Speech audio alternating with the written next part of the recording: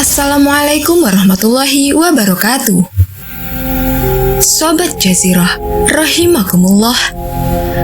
Bagaimana kabarnya? Semoga kalian semua senantiasa dalam lindungan Allah dan senantiasa diberikan rizki yang barokah. Amin ya rabbal alamin. Allahumma sholli ala Sayyidina Muhammad wa ala ali Sayyidina Muhammad. Diceritakan bahwasannya seluruh umat Islam meyakini bahwa Allah lah yang maha kuasa. Allah dapat menciptakan segala sesuatu apapun dan juga sangatlah mudah untuk menghancurkan suatu apapun, termasuk seluruh alam semesta dan segala isinya.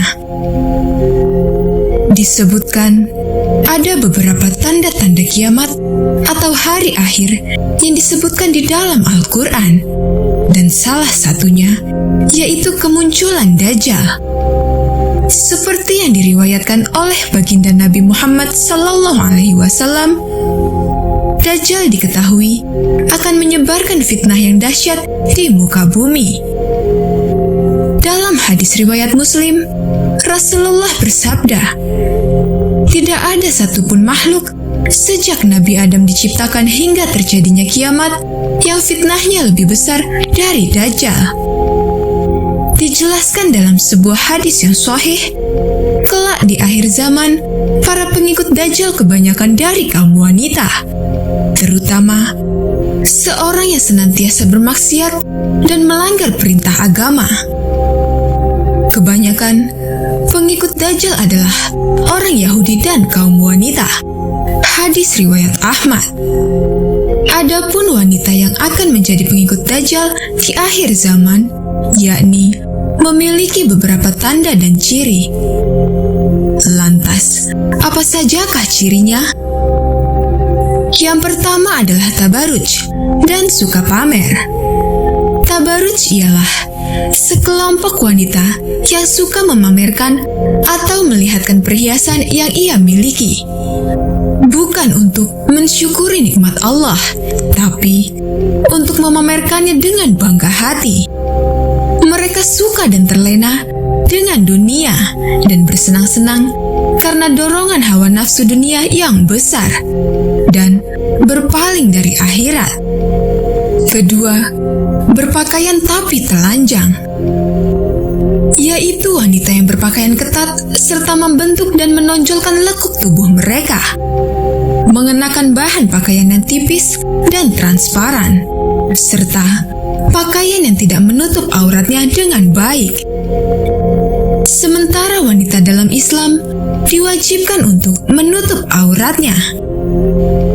Ketiga, kufur pada suami, masih sering mengumpat dan tidak bersyukur kepada suami atas apa yang telah suami berikan.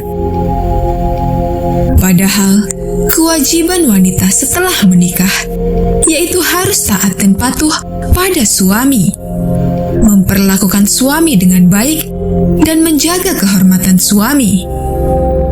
Keempat, wanita yang gampang dalam meninggalkan sholat.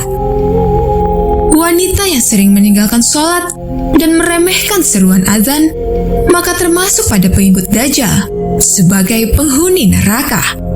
Tidak hanya untuk wanita saja, namun ini berlaku juga untuk laki-laki. Kelima, wanita yang membaca Al-Quran hanya sampai kerongkongan saja, tanpa dimasukkan ke dalam hati. Maksudnya adalah wanita yang rajin membaca Al-Quran, namun hanya sebatas membaca saja dan tidak meresapinya ke dalam hati, sehingga menunjukkan wanita yang gemar membaca Al-Quran, namun akhlaknya tidak terpuji dan masih saja melakukan perbuatan tercela. Keenam, wanita yang mengabaikan fitnah Dajjal, yaitu wanita yang tidak takut dengan kedatangan Dajjal laknatullah dan tidak memohon perlindungan kepada Allah dari fitnah Dajjal. Ia tidak peduli dengan fitnah Dajjal, dan orang seperti inilah yang disukai Dajjal untuk menjadi pengikutnya kelak. Ketujuh, wanita yang murtad atau keluar dari Islam. Mereka yang memilih untuk keluar dari menganut agama Islam karena berbagai sebab dan faktor, maka kelak akan termasuk pada golongan dari pengikut Dajjal. Jika tidak ingin menjadi bagian dari golongan ini pada akhir zaman, maka perteballah iman dan meminta kepada Allah agar terbebas dari fitnah Dajjal. Wallahu alam. Kedelapan, wanita yang merasa paling benar dan menganggap yang lain salah tanpa introspeksi dahulu. Merasa paling benar merupakan salah satu ciri pengikut Dajjal, karena wanita beranggapan bahwa dirinya lebih baik daripada orang lain. Kesembilan, wanita yang suka mengadu domba atau namimah. Salah satu ciri wanita pengikut Dajjal yakni suka menyampaikan kata-kata dari orang lain yang akhirnya memicu perdebatan sampai menjadi pertengkaran yang dahsyat. Dan hal yang seperti ini sangat disukai oleh Dajjal. Nauzubillah min zalik. Semoga Allah jaga iman kita selalu dan semoga pertebal akidah kita. Amin ya rabbal alamin. Kisah selanjutnya. Dalam perjalanan hidup manusia, kita tidak mungkin lepas dari yang namanya waktu yang terus berjalan. Dan kelak, dalam kehidupan manusia akan ditutup dengan hari kiamat, atau disebut dalam Islam, Yaumul Akhir. Hari kiamat atau Yaumul Akhir diyakini sebagai hari berakhirnya seluruh kehidupan di muka bumi ini. Semuanya akan dimusnahkan oleh Allah Subhanahu wa Ta'ala, baik itu manusia, hewan, tumbuhan, bahkan makhluk yang tak terlihat kasat mata. Lantas, apa sebenarnya pengertian hari kiamat itu? Mengimani hari kiamat merupakan rukun Islam yang kelima. Karena itu, setiap muslim wajib meyakini akan datangnya hari akhir. Adapun waktu terjadinya hari kiamat, tak seorang pun yang mengetahuinya kecuali Allah Subhanahu wa Ta'ala. Menjelang datangnya hari akhir nanti, ada sejumlah kejadian-kejadian tertentu yang merupakan tanda-tanda akan datangnya hari kiamat, sebagaimana yang disebut dalam Al-Quran dan hadis. Dari perubahan kondisi alam hingga kemunculan makhluk-makhluk aneh. Untuk mengetahui lebih jelasnya lagi tentang hari kiamat dan dengan tanda-tanda datangnya, mari simak penjelasan berikut ini. Dijelaskan bahwa hari kiamat adalah binasanya seluruh makhluk atau hancurnya alam semesta ini. Hari ini merupakan tanda berakhirnya kehidupan dunia menuju kehidupan kekal di akhirat. Hari kiamat juga merupakan awal dari kehidupan akhirat, di mana seluruh manusia dikumpulkan untuk mempertanggungjawabkan segala perbuatannya semasa hidup di alam dunia. Dalam Al-Quran, penjelasan tentang hari kiamat salah satunya dijelaskan dalam Al-Quran Surah Al-Qari'ah ayat 1 hingga 5, yang artinya Al-Qari'ah atau hari kiamat. Apakah hari kiamat itu? Tahukah kamu apakah hari kiamat itu? Pada hari itu, manusia seperti laron yang pada berterbangan, dan gunung-gunung seperti bulu yang berhamburan. Pada hari itu, tidak ada satupun planet yang tersisa. Semuanya akan hancur lebur, termasuk bumi tempat kita berpijak sekarang. Mengetahui kapan hari kiamat tiba merupakan sesuatu yang dirahasiakan oleh Allah Subhanahu wa Ta'ala, dan tidak ada seorang pun yang mengetahuinya, bahkan para malaikat sekalipun. Meski begitu, sebagai orang yang beriman, kita harus meyakini akan datangnya hari kiamat. Iman kepada hari kiamat merupakan bagian dari rukun iman yang kelima. Allah Subhanahu wa Ta'ala berfirman dalam Al-Quran Surah Toha ayat 15, yang artinya, sungguh hari kiamat itu akan datang. Aku merahasiakan waktunya agar setiap orang dibalas sesuai dengan apa yang telah dia usahakan. Pada saat hari kiamat, seluruh makhluk seperti manusia, binatang, tumbuhan, hingga langit kacau balau dan hancur. Manusia digambarkan berterbangan seperti laron, dan gunung-gunung seperti bulu yang dihamburkan. Ada beberapa peristiwa yang akan terjadi setelah hari kiamat, yaitu yang pertama adalah Yaumul Ba'ats. Yaumul Ba'ats adalah hari di mana semua makhluk yang bernyawa, baik itu yang berakal atau tidak, akan dibangkitkan kembali. Pada hari tersebut, semua manusia yang telah mati sebelumnya akan dibangkitkan dan tidak akan terlewat walaupun hanya seorang. Yang kedua, yaitu Yaumul Hasyr atau Alam Mahsyar.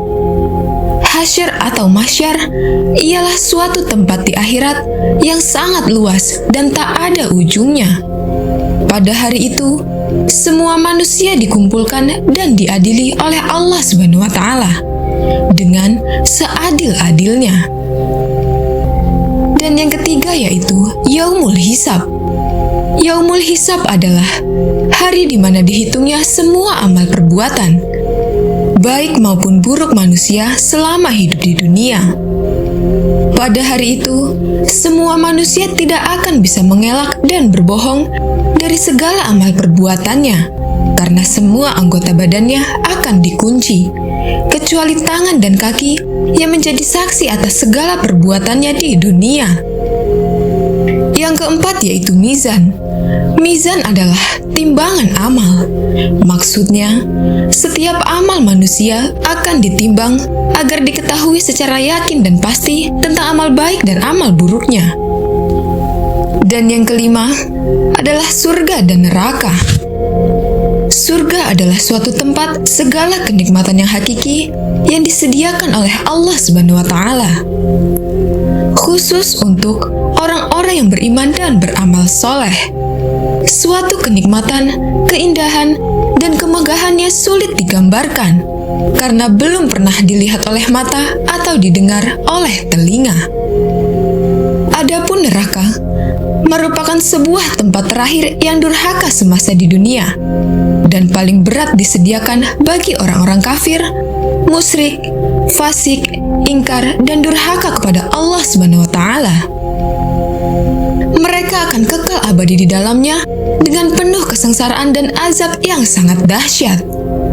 Sebelum terjadinya hari akhir, terdapat beberapa peristiwa yang menjadi pertanda datangnya hari tersebut, mulai dari kondisi alam yang berubah hingga munculnya makhluk-makhluk aneh. Dikutip oleh beberapa ulama, salah satu hadis sahih yang berkaitan dengan hari kiamat adalah hadis yang diriwayatkan oleh Imam Muslim dalam sahihnya dan diriwayatkan juga oleh beberapa perawi hadis serta diakui oleh para ulama, yakni dari Huzaifah bin Asid Al-Ghifari berkata, Rasulullah Shallallahu Alaihi Wasallam menghampiri kami saat kami tengah membicarakan sesuatu. Lalu ia bertanya, "Apa yang kalian bicarakan?" Kami pun menjawab, "Kami membicarakan kiamat." Ia bersabda, "Kiamat tidaklah terjadi sehingga kalian melihat 10 tanda-tanda sebelumnya." Rasulullah menyebut kabut, dajjal, binatang atau ad-dabbah, terbitnya matahari dari barat, turunnya Isa bin Maryam alaihi salam, Ya'juj dan Ma'juj, 3 gerhana, yakni gerhana di timur, gerhana di barat, dan gerhana di Jazirah Arab. Dan yang terakhir adalah api muncul dari Yaman menggiring manusia menuju tempat perkumpulan mereka.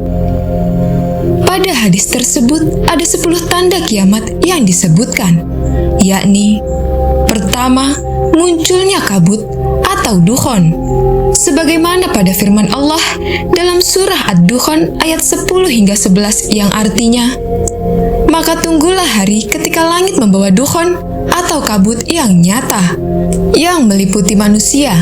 Inilah azab yang pedih." Yang kedua, yaitu dengan munculnya Dajjal. Salah satu tanda hari kiamat datang adalah munculnya Dajjal di muka bumi ini. Hal ini diterangkan dalam salah satu sabda Rasulullah yang artinya, tidak ada satupun makhluk sejak Adam diciptakan hingga terjadinya kiamat yang fitnahnya lebih besar dari Dajjal. Hadis riwayat Muslim. Dan yang ketiga, munculnya Dabbah. Dabbah adalah hewan yang dapat berbicara yang diciptakan Allah Subhanahu wa Ta'ala dan menjadi salah satu tanda pada hari kiamat. Allah berfirman dalam Al-Quran, Surah An-Naml ayat 82 yang artinya, dan apabila perkataan ketentuan masa kehancuran alam telah berlaku atas mereka, kami keluarkan makhluk bergerak yang bernyawa dari bumi, yang akan mengatakan kepada mereka bahwa manusia dahulu tidak yakin kepada ayat-ayat kami. Keempat, terbitnya matahari dari barat. Bahwa munculnya matahari terbit dari barat merupakan salah satu tanda hari kiamat. Imam Muslim rahimahullah meriwayatkan dari Abu Hurairah radhiyallahu an bahwasannya Rasulullah shallallahu alaihi wasallam bersabda, yang artinya, bersegeralah kalian beramal sebelum datangnya 6 hal. Terbitnya matahari dari barat. Kelima, keluarnya Ya'juj dan Ma'juj. Allah Subhanahu wa Ta'ala berfirman dalam Al-Quran Surah Al-Kahfi ayat 99 yang artinya, dan pada hari itu kami biarkan mereka Ya'juj dan Ma'juj berbaur antara satu dengan yang lain. Dan apabila sangkakala ditiup lagi, akan kami kumpulkan mereka semuanya. Keenam, munculnya Isa bin Maryam. Allah Subhanahu wa Ta'ala berfirman dalam Al-Quran Surah An-Nisa ayat 15 yang artinya, tidak ada seorang pun di antara ahli kitab yang tidak beriman kepadanya Isa menjelang kematian, dan pada hari kiamat dia Isa akan menjadi saksi mereka. Ketujuh, adanya 3 gerhana di bagian timur. Tanda kiamat adalah munculnya 3 gerhana, salah satunya yaitu di timur. Kedelapan, gerhana di barat. Selain munculnya gerhana di timur, akan muncul pula gerhana di barat. Kesembilan, gerhana di Jazirah Arab. Sebelumnya telah disebutkan 2 tempat yang menjadi munculnya gerhana sebagai tanda hari kiamat. Terakhir, yang disebutkan dalam hadis tersebut adalah munculnya gerhana di Jazirah Arab. Kesepuluh, adanya api yang muncul dari Yaman, kemudian menggiring manusia menuju tempat berkumpul. Dikutip pula oleh beberapa sejarawan dalam salah satu hadis yang diriwayatkan dari Abdullah bin Amr radhiyallahu an, beliau berkata, Rasulullah shallallahu alaihi wasallam bersabda, akan dikeluarkan api pada penduduk yang ada di timur. Lalu api tersebut menggiring mereka ke barat. Ia akan selalu bersama mereka saat mereka bermalam, saat mereka beristirahat. Apa saja yang jatuh dan tertinggal dari mereka menjadi miliknya atau dimakannya. Ia berada di belakang dan menggiring mereka bagaikan digiringnya unta yang patah kakinya. Sebagai umat Islam, hendaknya kita selalu mempersiapkan diri untuk menghadapinya dengan melakukan perintah Allah Subhanahu wa Ta'ala dan menjauhi segala larangannya. Wallahu a'lam bishawab. Semoga kita dapat mengambil hikmah dari cerita kali ini dan semoga bermanfaat dunia akhirat. Wassalamualaikum warahmatullahi wabarakatuh. Kisah selanjutnya. Dikisahkan, pada suatu ketika, Jibril datang menemui Nabi Muhammad sallallahu alaihi wasallam. Kali ini, Jibril datang pada waktu yang tidak biasa. Bahkan raut wajah Jibril pun terlihat berbeda dari biasanya. Melihat perbedaan dari malaikat Jibril ini, lalu Rasulullah sallallahu alaihi wasallam lantas bertanya, "Mengapa aku melihat raut wajahmu kian berbeda?" Kemudian Jibril menjawab, "Ya Rasulullah, aku datang kepadamu di saat Allah Subhanahu wa Ta'ala menyuruh agar dikobarkan penyalaan api neraka. Maka tidak layak bagi orang yang mengetahui bahwa neraka jahanam itu benar siksa kubur itu benar, dan siksa Allah itu terbesar untuk bersuka-suka sebelum ia merasa aman daripadanya. Wahai Jibril, jelaskanlah kepadaku tentang gambaran neraka jahanam itu, tanya Rasulullah Sallallahu Alaihi Wasallam. Ketika Allah menciptakan neraka jahanam, maka dinyalakan apinya selama 1000 tahun, sehingga merah warnanya. Kemudian dilanjutkan 1000 tahun lagi, sehingga berwarna putih. Kemudian 1000 tahun lagi, sehingga warna hitam. Lalu menjadi hitam gelap gulita, tidak pernah padam nyala dan baranya. Demi Allah, andaikan terbuka sebesar lubang jarum, niscaya akan dapat membakar semua penduduk dunia karena saking panasnya. Demi Allah, andaikan satu baju ahli neraka itu digantung di antara langit dan bumi, niscaya akan mati semua penduduk bumi karena panas dan bau busuknya yang tak tertahankan. Demi Allah, jikalau satu pergelangan dari rantai itu diletakkan di atas bukit, niscaya akan cair sampai ke bawah bumi yang ketujuh. Demi Allah, andaikan seorang di ujung barat tersiksa, niscaya akan terbakar pula orang-orang yang berada di ujung timur karena sangat panasnya. Jahanam itu sangat dalam, perhiasannya besi, dan minumannya air panas bercampur nanah, dan pakaiannya adalah potongan-potongan api. Api neraka itu ada 7 pintu. Jarak antara pintu sejauh 70 tahun. Dan tiap pintu panasnya 70 kali dari pintu yang lain. Masing-masing pintu dibagi-bagi untuk laki-laki dan perempuan. Nabi Muhammad SAW meminta Jibril agar menjelaskan satu persatu mengenai pintu-pintu neraka tersebut. Lantas, Jibril pun menjelaskan apa yang diminta oleh Rasulullah. Pintu yang paling bawah namanya Hawiyah. Pintu neraka Hawiyah ini adalah pintu neraka yang paling bawah, yang merupakan neraka yang sangat mengerikan. Pintu neraka ini ditempati oleh orang-orang munafik, yang jika badan manusia berada di paling bawah neraka itu, maka badannya akan menjadi gosong, hancur, dan menjadi kerak. Orang kafir itu termasuk juga keluarga Fir'aun. Hal ini sebagaimana arti firman Allah Subhanahu wa Ta'ala dalam Al-Quran Surah Al-Qari'ah ayat 9, yang artinya, maka tempat kembalinya adalah neraka Hawiyah. Pintu kedua dinamakan Jahim, yakni pintu neraka tingkatan ke-6. Tingkatan neraka ini di atasnya neraka Hawiyah. Di dalamnya ditempati oleh orang-orang musyrik yang menyekutukan Allah Subhanahu wa Ta'ala. Hal ini sebagaimana arti firman Allah dalam Al-Quran Surah Asy-Syu'ara ayat 91, yang artinya, dan diperlihatkan dengan jelas neraka Jahim kepada orang-orang yang sesat. Pintu ketiga dinamakan Sakor, yang diperuntukkan bagi kaum Sobiin. Sakor merupakan pintu neraka pada tingkatan kelima. Di dalam pintu tersebut ditempati oleh orang-orang yang menyembah berhala atau menyembah patung-patung yang dibuat bangsanya sendiri. Tingkatan pintu neraka ini terletak di atasnya pintu neraka Jahim. Tentang neraka ini, Allah Subhanahu wa Ta'ala telah berfirman pada Al-Quran Surah Al-Muddatsir ayat 42, yang artinya, apakah yang memasukkan kamu ke dalam Sakor? Pintu keempat dinamakan Ladho. Pintu ini diperuntukkan bagi iblis dan bala tentaranya. Di dalamnya ditempati iblis laknatullah beserta orang-orang yang mengikutinya dan orang-orang yang terbujuk rayuannya. Kemudian orang-orang pun ikut serta menempati neraka Ladho. Mereka akan kekal bersama iblis di dalamnya.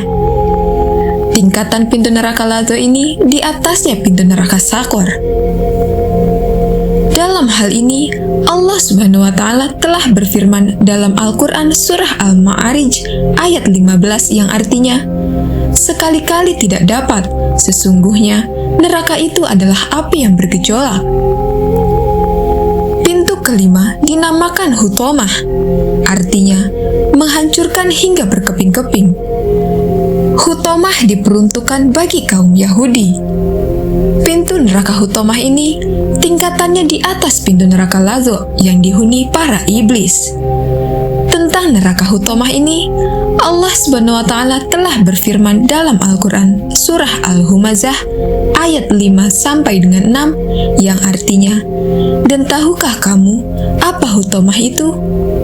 Yaitu api yang disediakan Allah yang dinyalakan." Pintu keenam dinamakan Sa'ir, yang artinya api yang menyala-nyala. Sa'ir diperuntukkan bagi kaum kafir. Di dalamnya ditempati oleh orang-orang Nasrani dan para pengikut setianya. Pintu neraka ini berada di atas tingkatan pintu neraka Hutomah. Mengenai neraka ini, Allah Subhanahu wa Ta'ala telah berfirman dalam Al-Quran surah Al-Insyiqaq ayat 15 yang artinya, "Dan dia akan masuk ke dalam api yang menyala-nyala." Rasulullah pun lantas bertanya, "Bagaimana dengan pintu ketujuh? Diperuntukkan untuk siapa pintu itu?" Sejenak malaikat Jibril terdiam. Malaikat Jibril seperti takut untuk menyampaikan siapa yang akan menghuni pintu ketujuh. Akan tetapi, Rasulullah Shallallahu Alaihi Wasallam mendesaknya sampai akhirnya malaikat Jibril berkata, "Pintu ketujuh diperuntukkan bagi umatmu yang berdosa besar dan meninggal sebelum mereka bertaubat." Mendengar penjelasan Jibril yang mengagetkan itu, Rasulullah pun langsung pingsan. Kemudian Jibril meletakkan kepala Rasulullah Shallallahu Alaihi Wasallam di pangkuannya sehingga sadar kembali. Dan sesudah sadar, beliau bersabda, "Wahai Jibril, sungguh besar kerisauan di hatiku. Apakah ada seorang di antara umatku yang akan masuk ke dalam neraka?" Jibril pun menjawab, "Ada ya Rasulullah, yaitu orang yang berdosa besar." Rasulullah Shallallahu Alaihi Wasallam lalu menangis mendengar penuturan dari Jibril. Jibril pun ikut menangis. Kemudian Rasulullah langsung masuk ke dalam rumahnya dan tidak keluar kecuali untuk ke masjid untuk melaksanakan sholat. Setelah kejadian itu, beliau enggan berbicara dengan siapapun selama beberapa hari. Dan ketika sholat, beliau pun menangis dengan tangisan yang sangat memilukan. Api yang ada sekarang ini, yang digunakan Bani Adam untuk membakar, hanyalah 1/70 dari api neraka Jahanam. Hadis riwayat Bukhari Muslim. Pada hari yang ketiga, Abu Bakar radhiyallahu an datang ke rumah beliau dan mengucapkan, "Assalamualaikum ya ahla baiti rahmah. Apakah saya bisa bertemu dengan Rasulullah?" Namun tidak ada seorang pun yang menjawabnya, sehingga Abu Bakar menangis terseduh-seduh. Sayyidina Umar radhiyallahu an datang dan berdiri di depan pintu, seraya berkata, "Assalamualaikum ya ahla baitin Nabi, apakah saya bisa bertemu dengan Rasulullah?" Namun tidak ada seorang pun yang hendak menjawabnya, sehingga Umar lantas menangis terseduh-seduh. Kemudian Salman bangkit dan mendatangi rumah Fatimah putri Nabi. Sambil berdiri di depan pintu, ia berkata, "Assalamualaikum wahai putri Rasulullah." Sementara Ali radhiyallahu an sedang tidak di rumah. Salman lalu berkata, "Wahai putri Rasulullah, dalam beberapa hari ini Rasulullah suka menyendiri. Beliau tidak keluar rumah kecuali untuk sholat dan tidak pernah berkata-kata serta tidak mengizinkan seseorang untuk masuk ke rumahnya." Fatimah lantas pergi ke rumah Rasulullah. Di depan pintu rumah Rasulullah, Fatimah mengucapkan salam dan berkata, "Wahai Rasulullah, saya adalah Fatimah putrimu." Pada waktu itu, Rasulullah Shallallahu Alaihi Wasallam sedang sujud sambil menangis. Lantas mengangkat kepala dan bertanya, "Ada apa wahai putriku Fatimah? Aku sedang menyendiri." Fatimah menjawab, "Bukakan pintu untukku wahai Rasulullah." maka dibukakanlah pintu untuk Fatimah. Fatimah pun menangis sejadi-jadinya karena melihat keadaan Rasulullah yang sangat pucat. Tubuhnya tampak sangat lemah, wajahnya bengkak karena banyak menangis. Fatimah pun bertanya, "Wahai Rasulullah, apakah yang sedang menimpa dirimu, wahai ayahku?" Beliau bersabda, "Wahai Fatimah, Jibril datang kepadaku dan melukiskan keadaan neraka. Dia memberitahu kepadaku bahwa pada pintu yang teratas diperuntukkan bagi umatku yang mengerjakan dosa besar. Itulah yang menyebabkan aku menjerit menangis dan sangat sedih." Fatimah bertanya, "Wahai Rasulullah, bagaimana mereka masuk ke neraka itu?" Beliau bersabda, "Mereka digiring ke neraka oleh malaikat. Wajah mereka tidak hitam, mata mereka tidak biru, mulut mereka tidak disumbat, dan mereka tidak dibelenggu ataupun dirantai."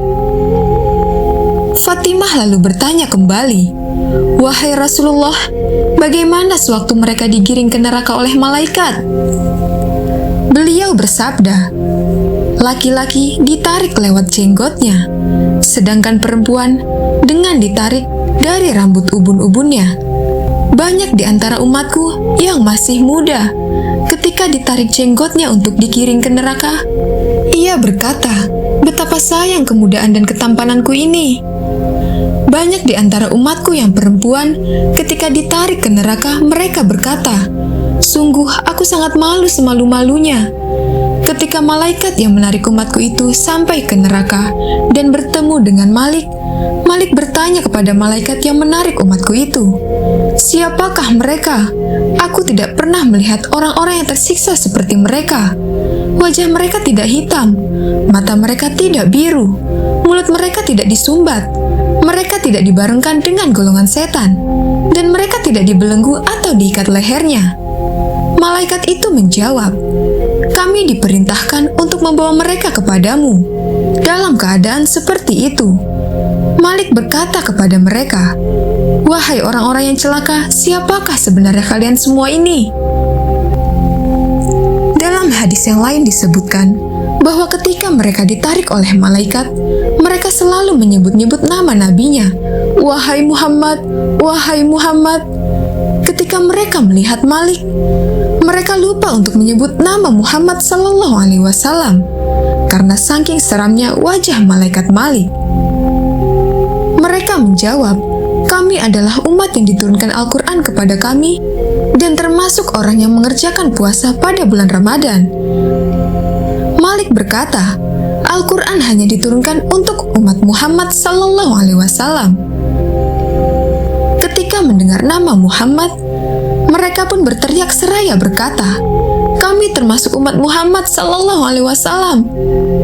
Malik berkata kepada mereka, 'Bukankah di dalam Al-Quran ada larangan untuk mengerjakan maksiat-maksiat kepada Allah?' Ketika mereka berada di tepi neraka dan diserahkan kepada malaikat yang bernama Zabaniyah, mereka berkata, 'Wahai Malik, izinkanlah kami untuk menangisi nasib kami.' Malik mengizinkannya, dan mereka lantas menangis dengan mengeluarkan darah. Malik lantas berkata, 'Alangkah baiknya seandainya tangis ini kamu lakukan sewaktu berada di alam dunia. Seandainya sewaktu di dunia kamu menangis seperti ini karena takut kepada siksaan Allah, niscaya sekarang ini kamu tidak akan masuk ke dalam neraka.' Malik lalu berkata kepada malaikat Zabaniyah, 'Lemparkan mereka ke dalam neraka.'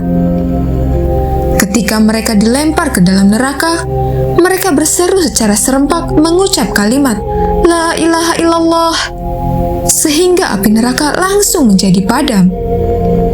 Kemudian Malik pun berkata, 'Wahai api, sambarlah mereka semua itu.' Api itu menjawab, 'Bagaimana aku menyambar mereka sementara mereka mengucapkan kalimat La ilaha illallah?' Malik pun berkata lagi kepada api neraka, 'Sambarlah mereka.' Api itu menjawab, 'Bagaimana aku menyambar mereka sementara mereka mengucapkan kalimat La ilaha illallah?' Malik berkata, 'Benar, Namun begitulah perintah Allah Azza wa Jalla. Kemudian api itu pun menyambar mereka. Di antara mereka, ada yang disambar sampai 2 telapak kakinya, ada yang disambar sampai 2 lututnya, dan ada yang disambar sampai ke lehernya. Ketika api itu akan menyambar muka, Malik berkata, "Jangan membakar muka mereka, karena dalam waktu yang cukup lama mereka bersujud kepada Zat yang Maha Kuasa." Dalam Al-Quran Surah Al-Mursilat ayat 32, Allah Subhanahu wa Ta'ala telah mensifati neraka jahanam sebagai berikut. Sesungguhnya, neraka itu melontarkan bunga api sebesar dan setinggi gunung.